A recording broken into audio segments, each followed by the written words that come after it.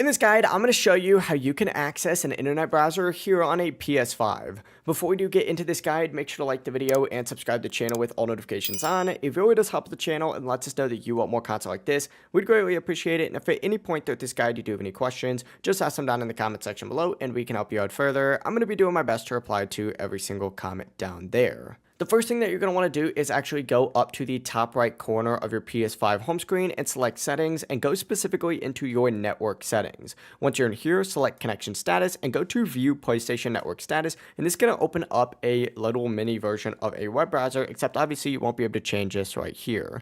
To get past that, go ahead and scroll down, hit this little X thing right here just because it's annoying, and find this little tab that says about us and blog. It's going to say one of these two options on here. You're going to want to open up both if you have both, and try and find a specific tab for YouTube. It's going to be in the social tab. On about us, it's down at the very bottom, and blog, which is where mine is, it's going to be on this little right hand sidebar right here. Essentially, go ahead and select YouTube, and it's going to redirect you to a page that looks like this. Once it does load, and it's just the PlayStation YouTube channel page. Essentially, go ahead and wait for it to load and then select sign in up in the top right corner, and then go ahead and choose privacy. Once you're on this option, go ahead and select the little 9 app icons right here, and then select Google search. Now this is essentially a fully functioning web browser on here. You can really choose whatever you'd like. For example, you could go ahead and select this and search for just Boz. And if you just so happen to be signed in, you could subscribe to the YouTube channel right here. But this just shows you that it does work. And it really is as simple as that. If you guys did have any questions, just ask them down in the comment section below and we can help you out further. I'm going to be doing my best to reply to every single comment down there.